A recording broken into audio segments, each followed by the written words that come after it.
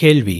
சமீப காலமாக அதிகப்படியான எதிர்மறையான எண்ணங்கள் என்னுடைய மனசில் உருவாகுது. பயப்படுறேன், அதிகமாக ஓவர் திங்கிங் பண்ணுறேன்.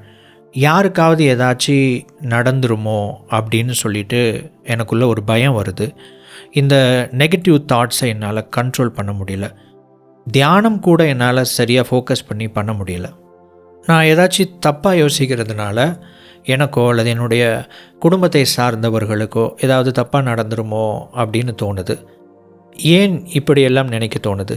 நாம் என்ன நினைக்கிறோமோ அதுதான் நடக்கும். தப்பாக ஏதாவது திங்க் பண்ணினா கூட அப்படின்னு யோசிக்கிறதுனால இப்படி தோணுதா? இந்த பதிவில் இந்த கேள்விக்கான பதிலை நாம் பார்க்க இருக்கிறோம். வணக்கம் நண்பர்களே, welcome back to positive mind podcast. நான் உங்கள் வெற்றி கூட்டாளி. உங்களுக்கு உயர் நன்மையும் உயர் மேன்மையும் உண்டாகட்டும்.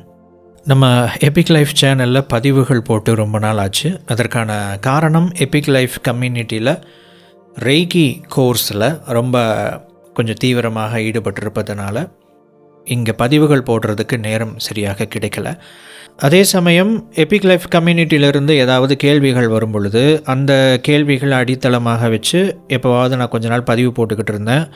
சில கேள்விகளுக்கான பதில்களை டெக்ஸ்ட் ஃபார்மேட்டில் கன்வெர்ட் பண்ணி வாட்ஸ்அப் சேனல்லையும் நான் பதிவு பண்ணிக்கிட்டு இருந்தேன். இந்த மாதிரி வரக்கூடிய சில கேள்விகளை தேர்ந்தெடுத்து அதற்கு பதில் சொல்லும் விதமாக பதிவுகள் போடலாம் அப்படின்னு பிளான் பண்ணியிருக்கேன் இந்த பாசிட்டிவ் மைண்ட் பாட்காஸ்ட் சீரீஸில். ஸோ தட் இந்த மாதிரியான கேள்விகள் வரும் பொழுது உங்களுக்கு தேவையான கேள்விகளை கூட வேறு யாராவது கேட்கலாம். அண்டு இது டைரெக்டாக மக்கள்கிட்டேருந்து வரக்கூடிய கேள்விகள் அப்படிங்கிறதுனால நாம் ஏதாவது ஒரு கண்டென்ட்டை இப்படி தான் அப்படி தானே யோசித்து பேசுகிறதுக்கு பதிலாக உண்மையாகவே மக்களுக்கு என்ன வேணும் அப்படிங்கிற ஒரு விஷயங்களை தெரிஞ்சுக்கிட்டு அதற்கான கண்டென்ட்டை உருவாக்குறது மக்களுக்கு யூஸ்ஃபுல்லாக இருக்கும் அப்படின்னு தோணுச்சு. ஸோ அதனால தான் இந்த ஒரு புது முயற்சி. இப்போது இந்த கேள்விகளை நாம் ஒரு 5 பகுதிகளாக பிரிச்சிடலாங்க. முதலாவது, ஏன் நெகட்டிவ் திங்கிங் அப்படிங்கிற ஒரு விஷயம் உருவாகுது. 2வது, ஏன் பயம் வருது. 3வது, ஏன் ஓவர் திங்கிங் பண்ணுறோம். 4வது, இந்த நம்பிக்கை, அதாவது நம்ம பொதுவாக ஒரு கருத்தை குறித்த ஒரு நம்பிக்கை, அதனுடைய உண்மைத்தன்மை என்ன. இந்த கேஸில் நம்ம எதை நினைக்கிறோமோ அந்த விஷயம் உங்களுக்கு நடக்கும் அப்படிங்கிறத இவங்க இங்கே ஆழமாக நம்புகிறாங்க. ஸோ அந்த நம்பிக்கை குறித்த சில விளக்கமும். 5வதாக, இந்த நம்பிக்கை அவங்களுடைய மனசில் எப்படி ரியாக்ட் பண்ணுது அப்படிங்கிற இந்த கேள்வியை இந்த 5 விதமாக பிரித்து நம்ம ஆராயலாம். அப்போது ஏன் இந்த மாதிரியான விஷயங்கள் ஒரு நபருக்குள்ளே ஏற்படுது, அப்படி ஏற்பட்டால் நம்ம என்ன பண்ணணும், எப்படி புரிஞ்சுக்கணும், எப்படி அணுகணுங்கிற பதில் உங்களுக்கு கிடைத்துவிடும். முதலாவதாக, நெகட்டிவான திங்கிங் வருவதற்கு என்ன காரணம்? காரணம் இல்லாமல் விளைவுகள் ஏற்படுவதில்லை. நெருப்பில்லாமல் புகையாது. ஸோ ஒரு நெகட்டிவ் தாட் அப்படிங்கிற ஒரு விஷயம் வருதுன்னா இதுக்கு முன்னாடி நாம் அந்த மாதிரியான எண்ணங்கள் வர்ற மாதிரியான ஏதாவது ஒரு செய்திகளை கேள்விப்பட்டிருப்போம். குறிப்பாக இந்த நம்மளுடைய ஃபேமிலி மெம்பர்ஸ் நமக்கு ஏதாச்சும் ஆகிடுமோ அப்படிங்கிற மாதிரியான பயங்கள் வருகிறது. இது ஒன்று இந்த நோய்கள் மாதிரியான விஷயம் சார்ந்ததாக இருக்கலாம், இல்லை மற்ற மாதிரி விபத்துகள் சார்ந்த விஷயங்களாக இருக்கலாம். இதெல்லாம் எங்கேருந்து வருது? ஃபர்ஸ்ட் ஆஃப் ஆல், நம்ம அதிகமாக நல்ல விஷயங்களை கன்சியூம் பண்ணுறோம் அப்படிங்கிற பேரில் நம்மையும் அறியாமல் நெகட்டிவான இன்ஃப்ளூயன்ஸை உருவாக்குற மாதிரியான கருத்துக்களை நாம் அதிகமாக ஃபோக்கஸ் பண்ணி பழகிடுறோம். அப்போ என்ன ஆகுதுன்னா, அதன் மேலே ஈஸியாக நமக்கு ஒரு ஆர்வம் ஏற்பட ஆரம்பிச்சிருது. அது மாதிரியான செய்திகள், அது மாதிரியான பதிவுகள், அது மாதிரி யாராவது ஒருத்தங்க யூடியூப்பில் ஒரு நியூஸ் போஸ்ட் போட்டிருப்பாங்க, அதை பற்றி யாராவது ஒருத்தங்க பேசியிருப்பாங்க, நமக்கு தெரிஞ்சவங்க யாராவது ஒருத்தங்க அதை பற்றி டிஸ்கஸ் பண்ணுறது, அல்லது அந்த மாதிரியான சூழல்களை நம்ம நேரில் பார்க்குறது, இந்த மாதிரியான விஷயங்கள் நம்முடைய மனசில் ஒரு பதிவாக உருவாகுது. ரியலாக நடக்கக்கூடிய நிகழ்வுகளின் அடிப்படையில் நாம் பார்க்கக்கூடிய விஷயங்கள் நம்முடைய மனதில் உண்மை என்று ஆழமாக நம்பப்படும். பிகாஸ் அது உண்மை அப்படிங்கிறது நம்ம கண்ணால் பார்க்குறோம், கேட்குறோம், அண்ட் அதை பற்றி ஒரு தீவிரமான டிஸ்கஷன் நடத்துகிறோம். இதனுடைய விளைவாக மனசில் பதிவாகுது. அப்படி பதிவாகக்கூடிய அந்த பதிவுகள் ஒரு கட்டத்தில் திடீர்னு ட்ரிகர் ஆக ஆரம்பிக்கும். நம்முடைய மனசில் அது வரைக்கும் ரொம்ப சைலண்ட்டாக சீக்ரெட்டாக தூங்கிக்கிட்டு இருக்கோம். ஆனால் ஏதாவது ஒரு சிச்சுவேஷன், அதாவது அதே மாதிரியான நிகழ்வுகள் திரும்பவும் நடக்க போகிற மாதிரி ஏதாவது ஒரு விஷயம் நம்மளை ட்ரிகர் பண்ணுச்சுன்னா நம்முடைய மனசிலிருந்து அந்த எண்ணங்கள் வெளிவர ஆரம்பிக்கும். அது மட்டும் வராது, கூடவே பயத்தை கூட்டிகிட்டு வரும். ஸோ இந்த பயம் அப்படிங்கிற ஒரு விஷயம் ஏன் வருது, இது நெகட்டிவானதா அப்படிங்கிற ஒரு பார்வை கோணத்தில் அணுகலாம். முதல் விஷயம், உங்களுடைய மனதை குறித்து நீங்கள் அறிந்து கொள்ள வேண்டும். உங்களுடைய சொந்த மனமானது உங்களுக்கு எப்போவுமே உங்களை பாதுகாக்கணும், நீங்கள் நல்லா இருக்கணும் அப்படின்னு நினைக்கக்கூடிய நல்ல மனசு தான். ரொம்ப நல்ல மனசு, தங்கமான மனசு உங்களோடது. ஆனால் அதுக்கு போதுமான விஷயங்கள், போதுமான தகவல்கள், போதுமான புரிதல் இல்லை அப்படின்னா அதனால் எதை புரிஞ்சிக்க முடியுதோ அதிலிருந்து நமக்கு என்ன ஆபத்து வரப்போகுது அப்படிங்கிறத கண்காணித்து நமக்கு வலியுறுத்தும். இந்த மாதிரி ஒரு விஷயம் நடக்கலாம், எச்சரிக்கையாக இருங்க, ஜாக்கிரதையாக இருங்க அப்படின்னு சொல்லிட்டு. அப்போது இதுதான் நெகட்டிவ் தாட்டாகவும் பயமாகவும் நமக்குள்ளிருந்து வெளிவருது. இது சில நேரத்தில் தவறாக கூட இருக்கலாம். ஏன் தவறாக இருக்கலாம்னா, அதுக்கு ஒரு செட் ஆஃப் இன்ஃபர்மேஷன் மட்டும்தான் தெரியும், அதனுடைய இன்னொரு பக்கம் என்ன அப்படிங்கிறது தெரியாது. அதே மாதிரி நாம் வாழ்ந்து கொண்டிருக்கிற இந்த உலகத்தில் நெகட்டிவ் பாசிட்டிவ் நல்லது கெட்டது மாதிரி எல்லா விஷயங்களும் கலந்துருக்கு, உங்களுக்கு நல்லாவே தெரியும். இந்த மாதிரியான ஒரு சூழலில் நாம் என்ன தான் ஒரு விஷயம் நடந்தாலும் எப்படி நாம் பாதுகாப்பான ஒரு நிலையை நோக்கி நகர்வது என்கிற இன்ஃபர்மேஷன் நம்முடைய மனசிற்கு போதுமான அளவு இல்லை அப்படிங்கிற பட்சத்தில், அப்படி இல்லை அப்படிங்கிறத டிடெக்ட் பண்ணிவிட்டு உங்களுடைய மனம் உங்களுக்கு ஒரு பயத்தை கொடுத்து உங்களுக்கு எச்சரிக்கை கொடுக்கிறது.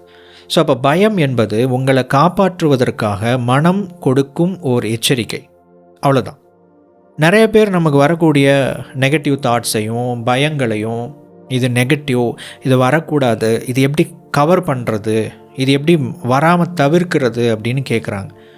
இங்கே இதற்கான பதில் என்ன அப்படின்னா, உங்களுடைய மனதை நீங்கள் இவ்வளவு காலம் எப்படி உருவாக்கினீர்களோ அப்படி தான், அதில் இருந்து தான் உங்களுடைய மனமானது எது சரி, எது தப்பு, எது நல்லது, எது கெட்டதுன்னு சொல்லிட்டு ஒரு புரிதலை ஏற்படுத்தி வச்சுருக்கோம். அந்த புரிதலில் இருந்து அதற்கு ஏதாவது ஒரு ஆபத்து வரப்போகிற மாதிரி இருந்தால் நெகட்டிவ் தாட்ஸை கொடுக்கும், பயத்தை உருவாக்கும். அப்போது அது மட்டும்தான் வருது, அது தன்னைத்தானே சரி பண்ணிக்கிறது இல்லை, நம்பிக்கையை உருவாக்கிக்கிறது இல்லை அப்படின்னா அது நம்பிக்கை சார்ந்த விஷயங்கள் அந்த மனசில் ஆழமாக எதுவுமே இதுவரை பதிவாக்கப்படவில்லை அப்படின்னு அர்த்தம். அப்போது நம்ம வாழ்ந்து கொண்டிருக்கிற இந்த கால சூழலை நீங்கள் அணுகும் பொழுது பெரும்பாலும் நம்மளுடைய சூழல் தான் நம்மளை உருவாக்குது, நம்மளை சுற்றி இருக்கிறவங்க தான் நம்மளை டிசைன் பண்ணுறாங்க, நம்முடைய மைண்டை ப்ரோக்ராம் பண்ணுறாங்க. அது நமக்கு தேவையான விஷயங்களாகவும் இருக்கும், தேவையில்லாத விஷயங்களாகவும் இருக்கும். நம்முடைய மனதை நாம் பெரும்பாலும் என்ன செஞ்சிடறோம் அப்படின்னா, அதனுடைய போக்கிலேயே விட்டுட்டு அதை நல்லா வளர்ந்ததுக்கப்புறம் ஒரு கட்டத்தில் நம்ம இந்த நெகட்டிவ் தாட்டு பாசிட்டிவ் தாட்டு இதை பற்றியெல்லாம் கேள்விப்பட்டுட்டு எனக்கு நெகட்டிவ் தாட்டாக வருது, இது எப்படி போக்குறது அப்படின்னு கம்ப்ளைண்ட் பண்ணுறோம். நீங்கள் ஒரு மாங்காய் மரத்தை நட்டு ஒரு 10 வருஷம் வளர்த்து மாங்காய் பூக்கள் எல்லாம் காய்களாக மாறக்கூடிய அந்த தருணத்தில் இது ஏன் எனக்கு மாங்காய் வருது, எனக்கு இதில் ஆப்பிள் வரணும் அப்படின்னு கேட்டிங்கன்னா இது சாத்தியமற்ற ஒரு விஷயம். நீங்கள் வளர்த்தது ஒரு மாங்காய் மரம். அதே போல தான் நம்முடைய மைண்டை இந்த என்விரான்மெண்ட் நம்ம சுற்றி இருக்கக்கூடிய மனிதர்களால் உருவாக்க விட்டுட்டு அது நெகட்டிவாகவும் ஓரளவுக்கு பாசிட்டிவாகவும் அப்படி இப்படின்லாம் உருவாகிருக்கும். அதனுடைய போக்கில் உருவாக விட்டுட்டு இப்போது நான் நினைக்கிற மாதிரி என்னுடைய மைண்டு செயல்பட மாட்டேங்குது அப்படின்னு நீங்கள் கேள்வி கேட்டிங்கன்னா நீங்கள் புரிஞ்சிக்க வேண்டிய ஒரு விஷயம், உங்களுடைய மனதை நீங்கள் திரும்ப வளர்க்க ஆரம்பிக்கணும். பாசிட்டிவ் தாட்டு தான் வரணும், நெகட்டிவ் தாட்டு வரக்கூடாது அப்படின்னு விளைவுகளை மட்டும் எதிர்பார்க்கக்கூடாது. மரத்தையே நீங்கள் ஆப்பிள் மரமாக வளர்த்தா மட்டும்தான் ஆப்பிள் அப்படிங்கிற ஒரு காய் வரும். மாங்காய் மரத்தை வளர்த்துட்டு அதில் மாங்காய் வரக்கூடாது, ஆப்பிள் தான் வரணும்னா ஆப்பிள் வராது, மாங்காய் தான் வரும். அப்போது பயம் அப்படிங்கிற ஒரு விஷயத்தை உங்களுக்கு எதிராக உங்களுடைய மனம் செயல்படுகிறது என்று பார்ப்பதற்கு பதிலாக உங்களுக்கு சாதகமாகத்தான் அது செயல்படுகிறது என்று புரிந்து கொள்ளுங்கள். இப்போ அடுத்தது 3வது ஓவர் திங்கிங். ஏன் அதிகப்படியான சிந்தனை, அதுவும் நெகட்டிவான ஓவர் திங்கிங் உருவாகுது? முதல்ல சிந்தனை அப்படிங்கிற ஒரு விஷயம் நமக்குள்ளே இருக்கக்கூடிய பலவிதமான கருத்துக்களை எண்ணங்களை எடுத்து ப்ராசஸ் பண்ணக்கூடிய ஒரு மனதின் செயல். இது எதற்காக அப்படின்னா உதாரணத்துக்கு இன்றைக்கி நம்ம நிறையா ஏஐ டூல்ஸ் எல்லாம் யூஸ் பண்ணுறோம், எல்எல்எம்ஸ், ChatGPT மாதிரி. இப்போ ChatGPTயில் நீங்கள் ஒரு கேள்வியை கேட்குறீங்க. கேள்வியை கேட்டுட்டு நீங்கள் கிளிக் பண்ண உடனே உங்களுக்கு பதில் வர்றதில்ல. சில நொடிகள் அதை சில இன்ஃபர்மேஷன்ஸை ப்ராசஸ் பண்ணுது. அந்த இடத்துல நீங்கள் பார்த்தீங்கன்னா திங்கிங் அப்படின்னு போட்டிருக்கோம். ஆக்சுவலி இந்த லாங்குவேஜ் மாடல்ஸ், இந்த ChatGPT இதெல்லாம் உண்மையிலே சிந்திக்கிறது இல்லை. எப்படி மனிதனுடைய மனம் சிந்திக்கிறதோ அந்த சிந்திக்கிற செயலை அது அந்த மாதிரி ஒரு விஷயத்தை பண்ண முயற்சி பண்ணுது. உண்மையிலே அதனால் சிந்திக்க முடியுமா அப்படின்னா சிந்திக்க முடியாது. சிந்திக்கிற மாதிரி சிந்திப்பதில் என்னென்ன ப்ராசஸ் இருக்கோ அந்த ப்ராசஸை அது செயற்கையாக செய்ய முயற்சி செய்கிறது அப்படின்னு சொல்லலாம் அந்த இடத்துல.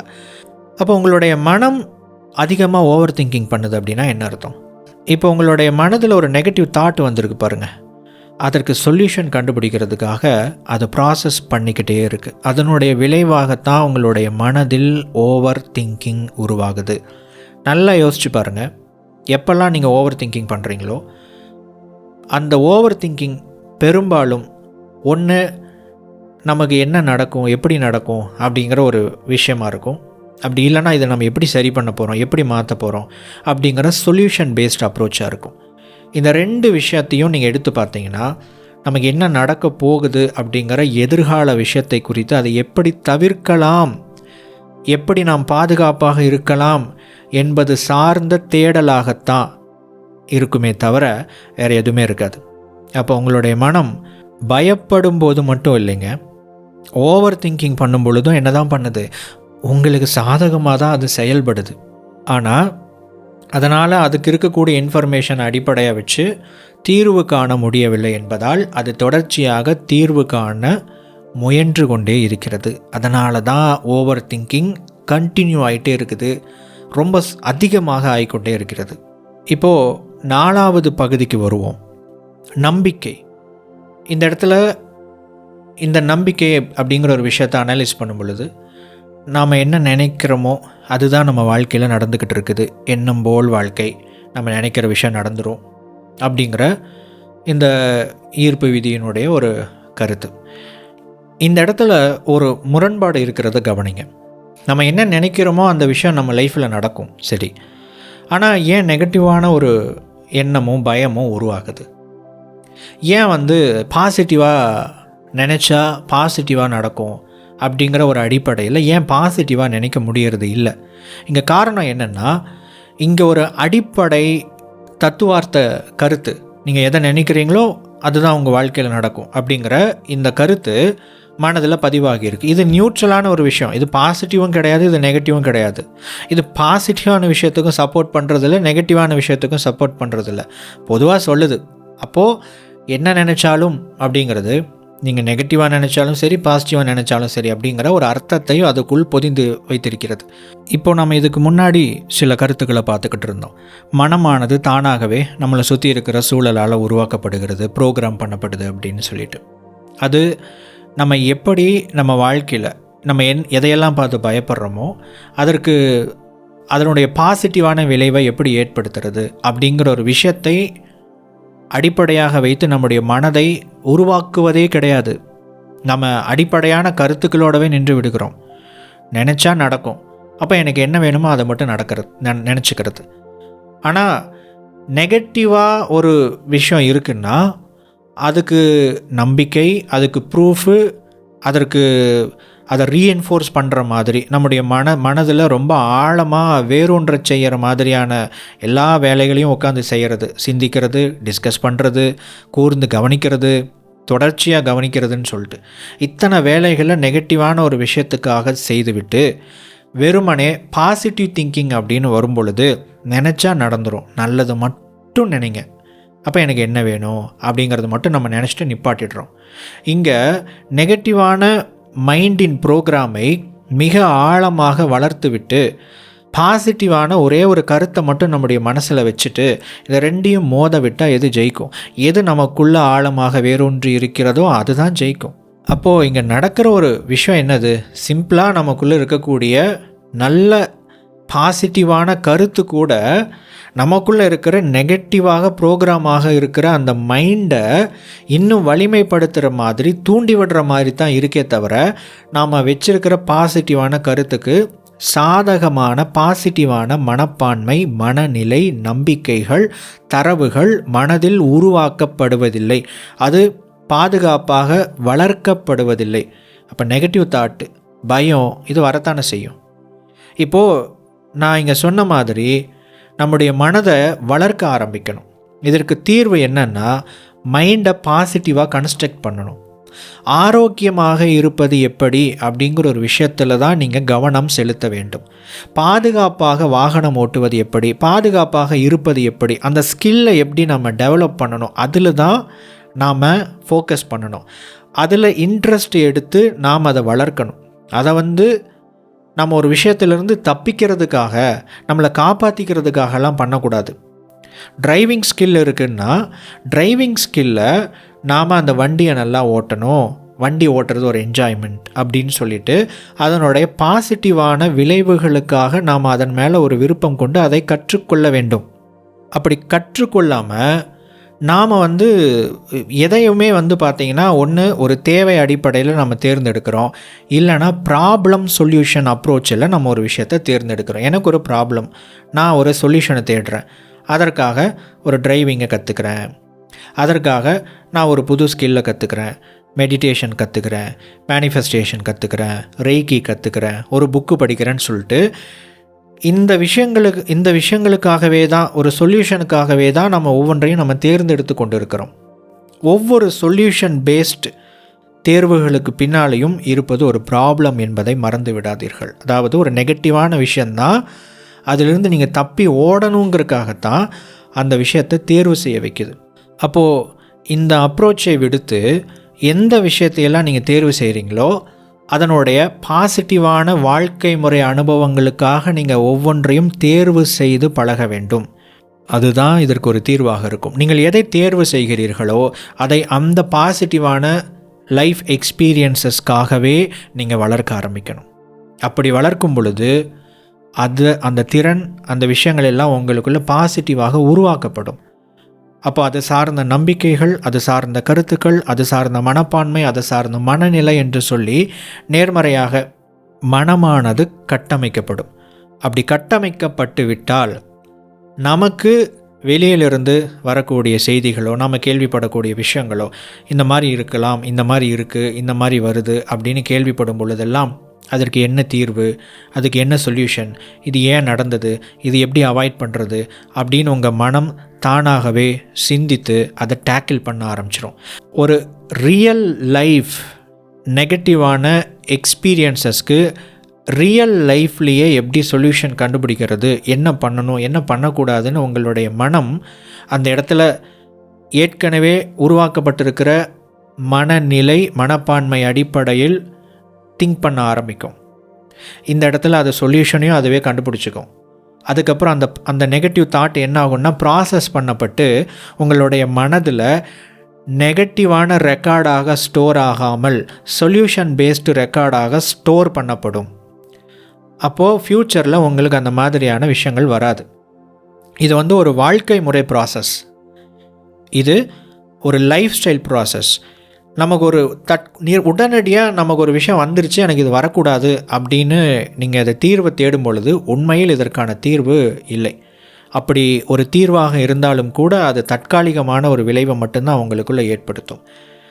அப்போது நிரந்தரமான விளைவு என்பது என்னென்னா, உங்களுடைய மனதை நேர்மறையாக உருவாக்குவதும் மனநிலை, மனப்பான்மை ஆகியவற்றை வளர்ப்பதும் தான் இதற்கான உண்மையான தீர்வு. எப்படி ஒவ்வொரு விஷயத்தையும் நீங்கள் தேர்ந்தெடுக்கிறீங்க, அதற்கு பின்னாடி எது அந்த தேர்வை தேர்ந்தெடுப்பதற்கு தூண்டியது அப்படின்னு அப்சர்வ் பண்ணுங்கள்.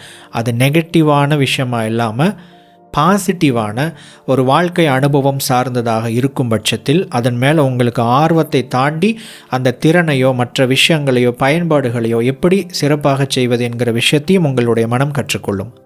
இதை உங்களுடைய வாழ்க்கை முறையாக மாற்றி வாழ ஆரம்பிக்கணும். இப்போ 5வதாக இந்த பாசிட்டிவான சில விஷயங்கள் இருக்குது பார்த்தீங்களா, அதாவது சில கருத்துக்கள். நீங்கள் எதை சிந்திக்கிறீங்களோ அதுவாகவே ஆகிறீர்கள். இதை பற்றியெல்லாம் நம்ம கொஞ்சம் ஆழமாக புரிஞ்சுக்கணும். நீங்கள் இந்த மாதிரியான கருத்துக்களை கேள்விப்படும் பொழுது, இந்த கருத்துக்கள் உங்களுடைய மனதில் பதிவாகும் பொழுது, அதுக்கு சப்போர்ட்டிவாக பாசிட்டிவான நேர்மறையான நம்பிக்கைகளும் கருத்துக்களும் பதிவாவது மிக அவசியம். அது இல்லை, ஒரு ஒற்றை கருத்து மட்டும் நீங்கள் பதிவு பண்ணி வச்சிட்டீங்க, அதாவது அதிகப்படியான நம்பிக்கையை நீங்கள் உள்ள ரொம்ப ஸ்ட்ராங்காக நம்ப ஆரம்பிச்சிட்டிங்க அப்படின்னா, அதுக்கு சப்போர்ட்டிவ் பிலீஃப் சிஸ்டம் இல்லை அப்படின்னா அது நமக்கு நெகட்டிவாகத்தான் செயல்படும். இதில் நீங்கள் எச்சரிக்கையாக இருக்க வேண்டும். இந்த மாதிரியான கருத்துக்களை கேட்கும் பொழுது நிறைய பேர் என்ன நினைக்கிறாங்கன்னா, ஓகே கேட்டால் கிடச்சிரும், நம்புனா நடந்துடும், நம்ம என்ன வேணுமோ அதை நினச்சிக்கிட்டே இருப்போம் அப்படின்னு சொல்லிட்டு அதனுடைய ஒரு காயினுக்கு 2 பக்கம் இருக்குது. அதனுடைய ஒரு பக்கத்தை மட்டும் வெட்டி எடுத்துகிட்டு போயிட்டு நீங்கள் ஒரு கடைக்காரர்கிட்ட கொடுத்தா செல்லுமா? செல்லாது. 2 பக்கமும் இருக்கணும், அப்போ தான் அது முழுமையான காயின். ஸோ அப்போது ஒவ்வொரு கருத்துக்கும் இரட்டை பக்கங்கள் இருக்கிறது. நீங்கள் ஒற்றை பக்கத்தை மட்டும் எடுத்துகிட்டு போய் அதை காயினை கொடுத்து செலவு பண்ண முயற்சி பண்ணுற மாதிரியான விஷயத்தை தான் இன்றைக்கி நிறைய பேர் பண்ணிக்கிட்டு இருக்கிறாங்க. ஏன்னா இன்றைக்கி நிறைய கருத்துக்களால் மனசை நிரப்பணும், மனதுக்கு ஒரு பக்குவத்தை உருவாக்கணும், அதுக்கு ஒரு புரிதலை ஏற்படுத்தணும், அதுக்கு சரியாக இன்டர்பிரிட்டேஷன் பண்ணுறது எப்படி அப்படிங்கிற அந்த விஷயங்களெல்லாம் வளர்க்கணுங்கிறதுல நிறைய பேர் ஆர்வம் காட்டுகிறது கிடையாது. குயிக் சொல்யூஷன், எனக்கு லா ஆஃப் அட்ராக்ஷன் கற்றுக்கணும், எனக்கு தியானம் பண்ணணும், எனக்கு மேனிஃபெஸ்டேஷன் கற்றுக்கணும், அப்படியா ஒரு டெக்னிக், இதை பண்ணுங்கள், இது நடக்கும். இதோடு நிப்பாட்டிக்கிறது உங்களுடைய மனநிலையில் ஒரு கருத்தை மட்டும் பதிய வச்சுட்டு அதற்கு சப்போர்ட்டிவ் இல்லாத ஒரு கருத்தை வளர விடாமல் தடுக்கிற மாதிரி. அப்போது அது பெரும்பாலும் நமக்கு நல்லது செய்கிறதுக்கு பதிலாக நெகட்டிவான எஃபெக்டை அல்லது நெகட்டிவான விஷயங்களை நமக்குள்ளே வளர்த்துக்கிட்டே இருக்கும், உருவாக்கிக்கிட்டே இருக்கும். இதை கவனியுங்கள். எந்த நம்பிக்கையை உங்கள் மனசில் விதைக்கிறீங்களோ அதற்கு சப்போர்ட்டிவ் பிலீஃப் கண்டிப்பாக தேவை. அதையும் நீங்கள் உருவாக்க வேண்டும். இதற்கு முன்னால் சொன்ன அந்த விஷயங்களை உங்கள் வாழ்க்கை முறையிலேயே நீங்கள் ஒவ்வொரு விஷயத்தையும் எதற்காக தேர்வு செய்கிறீங்க, எப்படி அப்ரோச் பண்ணுறீங்க அப்படிங்கிற அந்த விதத்தை நேர்மறையாக மாற்றிக்கொள்ளும் பொழுது இவைகள் அனைத்தும் சரியாகிவிடும். இதைத்தான் நீங்கள் செய்ய வேண்டும். இது ஒரு லைஃப் ஸ்டைல், இது ஒரு வாழ்க்கை முறை, பயிற்சி அல்ல, ஒரு நாள் 2 நாள் செய்யக்கூடிய ஒரு சின்ன எக்ஸசைஸ் கிடையாது. லைஃப் லாங் நீங்கள் இப்படி தான் உங்கள் வாழ்க்கையை எடுத்துகிட்டு போகணும். இந்த கருத்தை மனதில் பதிய வைத்துக் கொள்ளுங்கள். இவைகளையெல்லாம் நீங்கள் ஃபாலோ பண்ண ஆரம்பிக்கும் பொழுது ரிசல்ட் கிடைக்கிறதுக்கும் கொஞ்சம் டைம் ஆகும், ஆனால் தரமாக இருக்குங்க. நீங்கள் வெயிட் பண்ணி இந்த விஷயத்தை வாழ்க்கை முறையாக நீங்கள் ஃபாலோ பண்ணும் பொழுது அதிலிருந்து கிடைக்கக்கூடிய விளைவுகள் என்பது மிக தரமானதாக இருக்கும். வெறும் ஒற்றை நேர்மறை கருத்துக்களை மட்டும் மனதில் பதிவேற்றி கொண்டிருக்காதீர்கள். சப்போர்ட்டிவ் பிலீஃப் சிஸ்டத்தை, அதற்கு சாதகமான நம்பிக்கை கருத்துக்களையும் கூடவே சேர்த்து கொண்டே இருங்கள். மனம் பக்குவப்படும், மனம் நேர்மறையாக கட்டமைக்கப்படும். அதற்கு பிறகு நீங்கள் எந்த காயை கேட்குறீங்களோ, எந்த பழத்தை கேட்குறீங்களோ அது அதை கொடுக்கும். நம்முடைய எபிக் லைஃப் கம்யூனிட்டியில் உங்கள் வாழ்க்கையை மாற்றுவதற்கான நிறைய பயிற்சிகள் தனிப்பட்ட முறையில் கொடுக்கப்பட்டு கொண்டிருக்கிறது. இதில் இணைய விரும்பினால் ஸ்க்ரீனில் தெரியக்கூடிய என்னுடைய வாட்ஸ்அப் நம்பருக்கு ஹாய் அப்படின்னு சொல்லிட்டு ஒரு வாட்ஸ்அப் செய்தி அனுப்புங்கள். உங்களுக்கு ஒரு லிங்க் வரும். ஒவ்வொரு மாதமும் புதிய பேட்ச் மூலமாக பயிற்சிகள் கொடுக்கப்பட்டு கொண்டிருக்கிறது. இதில் இணைந்து பயணியுங்கள், உங்கள் வாழ்க்கை மேம்படும். தொடர்ச்சியாக பயணிப்போம். உங்கள் மைண்டை பாசிட்டிவாக கன்ஸ்ட்ரக்ட் பண்ணுங்கள். நீங்கள் எதை விரும்புகிறீங்களோ அது உங்களுக்கு தானாகவே கொடுக்க ஆரம்பிச்சிடும். இந்த மனதின் சக்தியை, இயல்பு நிலையை இப்படி உங்களுக்கு சாதகமாக பயன்படுத்தி கொள்ளுங்கள். பிரபஞ்ச பேராற்றல் உங்களை வழி நடத்துவதாக. நன்றி.